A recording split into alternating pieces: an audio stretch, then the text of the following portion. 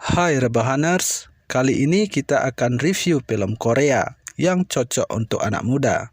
Tanpa berlama-lama, let's check it out.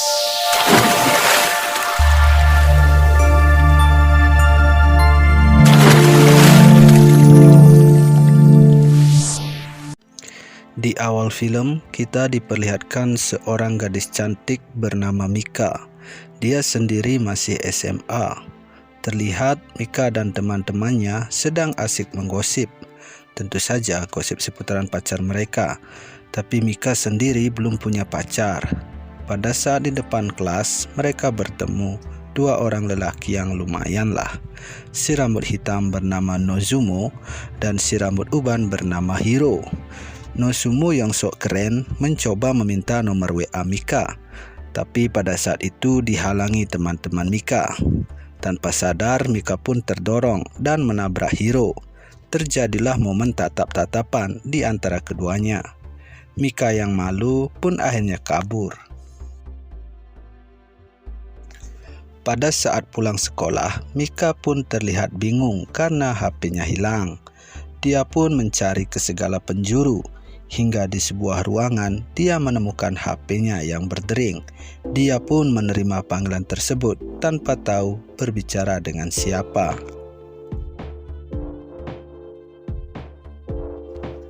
Scene kemudian memperlihatkan Mika yang sedang berkumpul dengan keluarganya. Terlihat mereka sangat bahagia.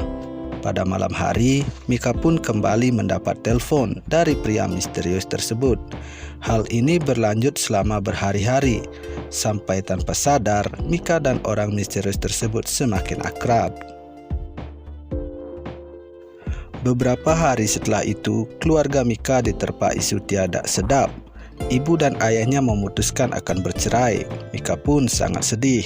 Apalagi hari itu bertepatan dengan hari happy birthday-nya. Mika pun menelpon teman online-nya dan berjanji akan bertemu di sekolah untuk merayakan hari happy birthday-nya. Singkat cerita, Mika pun sampai di sekolah. Dia pun berdandan cantik dan menunggu si pria misterius. Ternyata pria itu adalah si rambut uban alias si Hiro. Hiro pun memberikan bunga pada Mika, namun Mika malah kabur.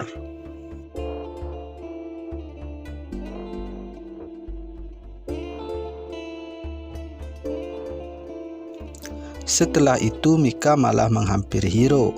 Hiro pun mengajak Mika ke rumahnya. Sampai di rumahnya, Hiro mengenalkannya pada kakaknya. Namun tanpa basa-basi, Hiro langsung mengajak Mika ke kamarnya. Beberapa hari kemudian, Mika yang duduk sendirian tiba-tiba diculik oleh 4 pria sejati. Tapi Mika berusaha berlari. Namun apa daya, Mika pun tak bisa melawan dan hanya pasrah apemnya dicubitin. Pas malam harinya, Mika yang masih berantakan berusaha untuk pulang. Untung saja Hiro menemukannya dan mengajaknya pulang. Mika pun menceritakan semuanya pada kakak Hiro. Sementara itu, Hiro mencari para pemerkaos Mika dan menghajarnya. Tanpa diduga, mereka hanyalah pria bayaran. Mereka dibayar oleh wanita bernama Suki.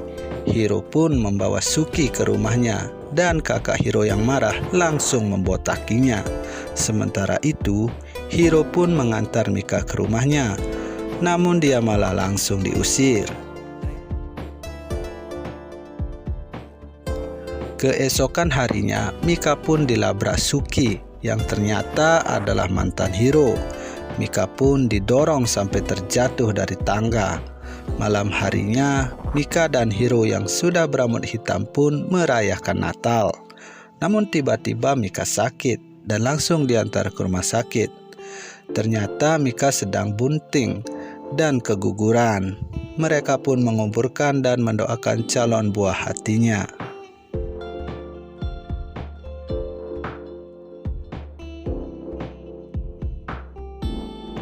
Sejak kejadian itu, Hiro tidak pernah terlihat. Mika pun mencari Hiro kemana-mana, tapi tidak ada. Mika pun mencari ke rumahnya, namun hanya bertemu kakaknya. Setelah Mika pergi, kakaknya pun menemui Hiro yang sedang terbaring. Pada malam harinya, Mika mendapat undangan pesta di rumah Hiro. Mika pun senang mendengar kabar itu. Mika pun pergi ke sana dan mendapati pesta tersebut diisi banyak perempuan. Dan suatu ketika, Mika melihat Hiro sedang selekedep dengan wanita tersebut. Mika yang tak tahan pun memutuskan untuk pergi. Keesokan harinya, Mika pun menemui Hiro dan meminta penjelasan. Namun Hiro malah bilang kalau dia ingin selekedep dengan wanita lain. Mika yang kesal pun melempar cincin pertemanan mereka dan pergi dari sana. Singkat cerita, pria bernama Yu pun masuk ke kehidupan Mika. Namun Mika masih belum bisa melupakan Hiro. Walaupun Yu sangat perhatian pada Mika, namun cinta pertama Mika emang sulit dilupakan. Keesokan paginya, Mika mendengar pertengkaran orang tuanya. Hal ini pun membuatnya sangat sedih. Mika pun menceritakan hal ini pada Yu. Yu pun mengajak Mika ke rumah Mika. Sampai di sana, mereka hanya melihat sobekan-sobekan foto keluarga, dan Yu pun berusaha merangkai foto-foto itu kembali dengan tujuan menghibur Mika. Singkat cerita, Yu dan Mika pun menemui orang tua Mika. Di sini Yu mengaku adalah pacar Mika dan berniat akan menikahi Mika. Kemudian mereka memberikan foto-foto yang sudah mereka rangkai. Ternyata hal ini membuat orang tua Mika tidak jadi bercerai dan mereka pun kembali bahagia. Pada suatu ketika, Mika pun pergi ke pemakaman untuk berdoa. Tanpa diduga, di sana pun ada Hiro. Terlihat Hiro sangat cuek kepada Mika. Mika pun berdoa di makam anaknya. Dalam hati Mika, dia sangat ingin berbincang dengan Hiro. Setelah beberapa bulan berlalu, Mika semakin tidak bisa melupakan Hiro. Dia terus teringat kenangan bersama Hiro. Dan suatu ketika, Yu mengantar Mika ke makam anaknya. Namun sebelum pergi, Yu melamar Mika dan memasang cincin di jarinya. Mika pun sangat senang. Di pemakaman, ternyata Mika tidak bertemu Hiro, malah bertemu Nozomu, sahabat Hiro. Di sini, Nozomu mengatakan kalau beberapa tahun terakhir Hiro mengidap kanker, tepat saat dia memutuskan Mika. Dan apa yang Hiro perbuat dengan para wanita adalah skenario agar Mika benci pada Hiro. Mika pun sangat sedih mendengar semua itu. Yu yang menunggu lama akhirnya menjemput Mika. Namun Mika yang ingin bertemu Hiro pun hendak pergi.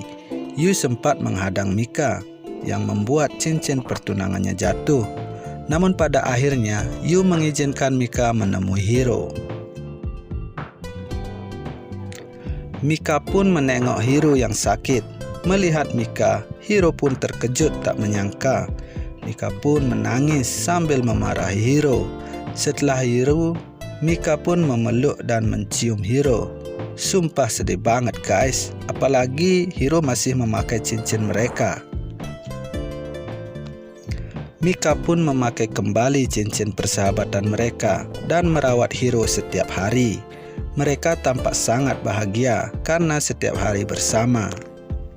Mika pun mengajak Hiro ke tempat favorit mereka. Terlihat Hiro sangat bahagia. Di situ juga terlihat mereka melakukan acara nikah-nikahan.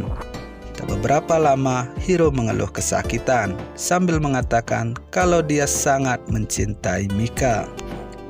Setelah itu terlihat Mika yang sedang merawat Hiro. Di sini Hiro meminta Mika untuk mencetak foto-foto dari kameranya. Suster pun datang untuk mengajak Hiro melakukan perawatan rutin. Terlihat Mika sudah selesai mencetak foto. Tak lama setelah itu, dia mendapat telepon dari kakak Mika yang mengatakan kalau Hiro sedang kritis dan koma. Mika pun berlari secepatnya yang membuatnya terjatuh dan semua fotonya berantakan. Ternyata foto-foto itu adalah foto-foto Mika saat merawat Hiro yang diambil diam-diam. Sambil berlari, Mika video call dengan Hiro hingga Hiro pun meninggoy saat sedang video call. Di akhir film, terlihat Mika yang sangat sedih. Dia juga diberikan buku yang ditulis oleh Hiro, namun Mika tidak mau membacanya. Kemudian Mika pun berniat menyusul Hiro dengan cara melompat dari ketinggian. Tapi niatnya digagalkan oleh 2 ekor burung dan film pun berakhir.